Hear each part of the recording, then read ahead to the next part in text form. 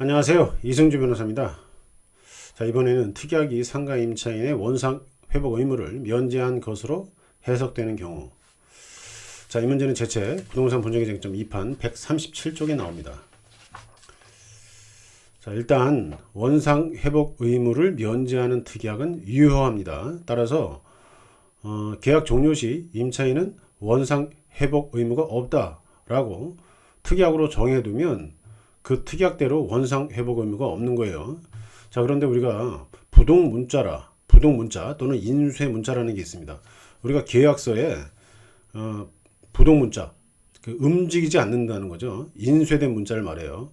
우리 계약서 보시면은 특약은 손으로 쓰는 경우도 있지만 그 이외에는 그 활자로 인쇄되어 있죠. 거기 보면은 원상 회복 의무가 있다 이렇게 되어 있는데 특약으로 원상 회복 의무를 면제한다 이렇게 쓰면 유효하다고 그랬죠.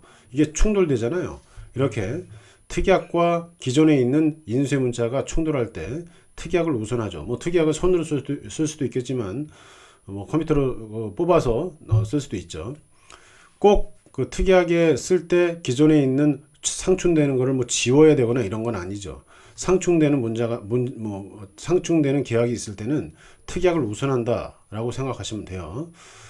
자, 그래서 특약에 상가 임차인의 원상 복구 의무를 면제한다. 계약 종료 시 이렇게 되어 있으면 그 특약대로 원상 복구 의무가 면제됩니다.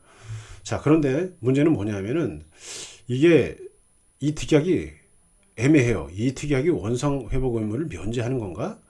이게 애매할 때 어떻게 해석하는지, 자, 이거에 대해서 오늘 설명합니다. 왜냐하면은 아까 말씀드린 인쇄된 문자나 부동 문자에는 원상 회복 의무가 있다. 임차인이 계약 종료 시에 이렇게 써 있는데 이 특약을 보니까 원상 회복이 명확하게 없다라고 쓴 게 아니라 애매해요. 원상 회복 의무가 없다는 것 같은데, 자, 이럴 때 어떻게 해석하는지. 자, 그런 것 중에 대표적인 게 뭐냐면은 제 책에 보시면 임차인이 임대차 기간 동안 그 원래 임차물 사용 수익하게 할 의무가 임대인에게 있기 때문에 623조에 따르면 임차물을 보수해주고 이런 것들은 원래 임대인이 해야 돼요. 그런데 보수비용, 관리비용 이런 것들을 전부 임차인이 하고 그에 따른 비용상환 청구권을 행사할 수 없다.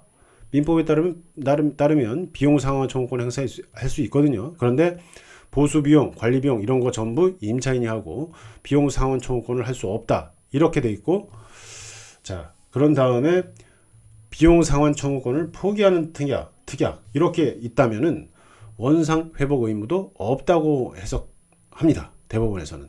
그러니까 필수적인 비용들 임대인들이 해줘야 되는 거를 임차인이 다 하게 돼 있어요. 계약 기간 동안에.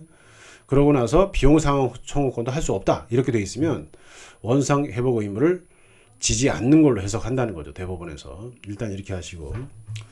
또 두 번째는 뭐 지금 제가 여러 가지를 써놨는데 이게 큰 틀이고요. 또 이제 큰 틀에서 다른 게 있는데 임차인이 본인 개인의 영업을 위해서 본인만의 영업을 위해서 설치한 게 있어요. 거기 돈이 들어가겠죠. 자, 이 부분에 대해서 임대인에게 청구하지 않기로 했다. 이걸 원상 회복 의무 면제한 거로 볼 거냐? 그렇지는 않다는 거죠. 이거는 임차인 본인만을 위한 거기 때문에 여기에 대한 비용 상환 청구권 포기를 가지고 원상 회복 의무 면제로 볼 수는 없다. 자, 이렇게 오늘은 간단하게 특약이 상가 임차인의 원상 회복 의무를 면제한 것으로 해석되는 경우에 대해서 알아봤습니다. 감사합니다.